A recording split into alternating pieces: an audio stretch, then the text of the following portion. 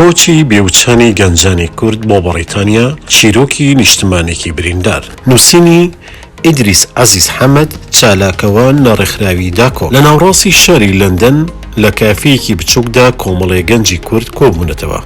هەریەکەیان چیرۆکێکی تایبەت و ئازارێکی قوڵی لەگەڵ خۆی هەڵگرتووە. ئەوان نوێنەری ئەو هەزاران گەنجن کە بەهۆی سیاسەتی هەڵی یەکێتی و پارتی ناچار بوون سەری خۆیان هەڵبگرن و ڕوو لە غوربەت بکەن. من دەرچووی زانکۆ بووم، بەڵام هیچ هەلێکی کارم دەست نەکەوت.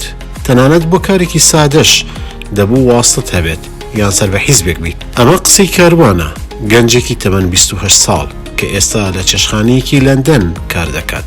لە ساڵانی دواییدا ژمارەی ئەو گەنجە کوردانی ڕوو لە بەڕیتانیا دەکەن بە شێوەیەکی بەرچاو زیادی کردووە. هۆکارەکانی ئەم کۆچە بەردەوامە زۆرن، بەڵام گرنگترینیان بریتین لە: یەک، نەبوونی هەلی کار.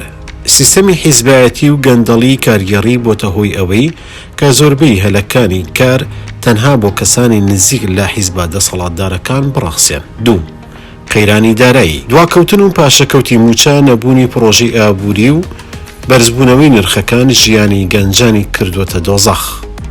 سێ، نەبوونی ئازادی. سەرکوتکردنی دەنگە ناڕازیەکان و بەرتەرسکردنەوەی ئازادیە تاکە کەسیەکان فەزایەکی خنکێنەری بۆ گەنجان دروست کردووە. سارا، کچە گەنجێکی خوێنکار لە زانکۆیەکی لەندەن دەڵێت: لێرە ڕێز لە مافەکانم دەگیرێت، دەتوانم بە ئازادی بیر بکەمەوە قسە بکەم. لە کوردستان وەک ژنێکی گەنج هەمیشە هەستم بە سنووردارکردن دەکرد. ژیان لە بەڕیتانیا بۆ ئەم گەنجانە ئاسان نییە. زۆربیان ناچارن کاری قورس و کەم داهات بکەن، لە ژووری بچووک و هاوبەشدا بژین، خەرجی قورسی ژیان لە لەندەن بەرگە بگرن. بەڵام سەرڕای ئەم سەختیانە زۆربیان پێیان وایە ژیانی ئێستایان باشترە لە ژیانێک کە لەژێر سێبەری دەسەڵاتی گەندەڵدا هەیان بوو. ئەحمەد، خاوەن بزنسێکی بچووک لە باکووری لەندەن دەڵێت: من حەز ناکەم لێرە بم، دڵم لای نیشتمانەکەمە، بەڵام کاتێک دەبینم چۆن سامان و سەروەتی وڵاتەکەم تاڵان دەکرێت و گەنجەکانمان هیچ داهاتوویەکیان نییە، چ چارێکی ترم هەیە؟ ئەم کۆچە بەردەوامە کاریگەری نێرینی قوڵی لەسەر داهاتووی کۆمەڵگای کوردی هەیە. توانە و وزەی گەنجان کە دەبوو لە خزمەتی گەشەپێدانی وڵاتەکەیاندا بێت لە غوربەت بە فیڕۆ دەچێت. هەروەها ئەم دۆخە بۆتە هۆی دروستبوونی کێشەی کۆمەڵایەتی و دەرونی بۆ خێزانە کوردەکان کە ناچارن دووری ڕۆڵەکانیان بەرگە بگرن.